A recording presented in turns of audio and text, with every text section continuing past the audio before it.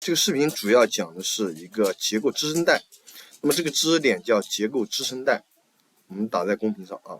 然后还有一个叫反转结构必须是同周期反转啊，就这两个新增的一个知识点，一个叫做结构支撑带，那第二个是反转结构必须是同周期反转。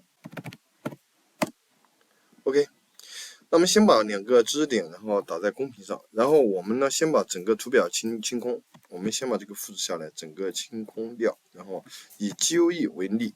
首先我们还是通过一段大的周期的评估来一步步和大家推演。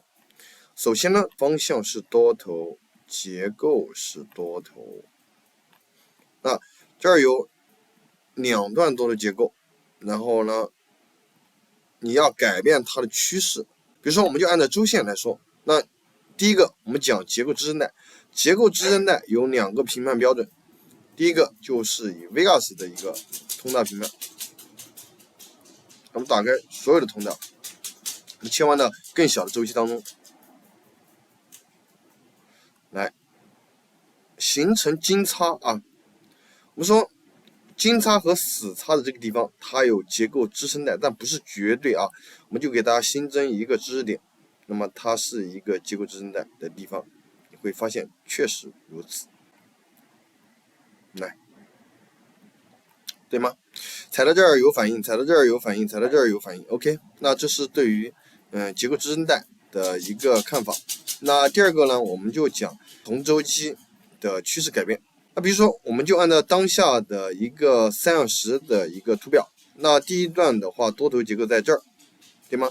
这是一个完整的周期。那什么时候这个拐点被断掉了，那整个周期就断掉了，这就叫从周期出现了反转结构，然后实现了反转。你看这儿同样，这个周期的空头，你看它延续了。那如果它要反转，你单纯的从更小的1小时，比如说我们把这圈起来，然后你从1小时去看待它。来，我们找到圈起来的地方，1小时。那你说，仅此这个1小时的这儿有一个反转结构，能不能直接反转前面3小时的一个空头呢？不能。有的时候呢，可以博弈到这种情况，但是不能这样去考虑它。那周期结构是同等周期，那同周期反转才能改变这个周期的趋势。那这几句话非常重要啊。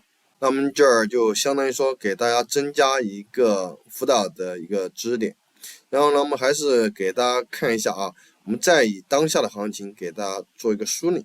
那你看，第一，这是双底的颈线位，这是类杯柄颈线位，那这个地方它之间形成的就有一个结构支撑带。那这个结构的支撑带，你把它延长以后，你会发现前面给到这个区域的时候也是有反应的，所以说这是一个结构支撑带。那你还会发现一个问题呢，这儿也有一个结构支撑带，看到没？那么这个地方是结构支撑带，这个地方是结构支撑带。那结构支撑带是一个高低点密集重叠的地方，那就称为结构支撑带。那所以说昨天晚上在这儿回到了维嘎通道回到了结构支撑带的一个买区，而摸到了3小时的通道，然后形成了3小时的收高。那么你看它回踩这个点，那你说止损太关，那你等回踩这个点入场是没有问题的啊，这个点入场是没有问题的。那上方往上看，那博弈高点破，博弈周线的扩展出，那整个交易逻辑就非常清晰。我们的交易为什么不去关注它未来怎么走，或者是接下来怎么走，我们都不关注，我们只关注买区内出现了买点，卖区内出现了卖点，我们只关注这两个东西，如何去找到买区和卖区，那这是方法的问题，它不在策略上面。我们的策略就是用的固定的亏损，然后加上严格的这样的一个风控，然后加上我们只会在买区内找买点做买入的动作。为什么要在买区找买点？为什么买区不直接做进去？的主要原因是什么？我们要找到一个止损位，我们要找到一个支撑点，我们要找到一个阻力点。OK， 我们讲的非常清楚啊。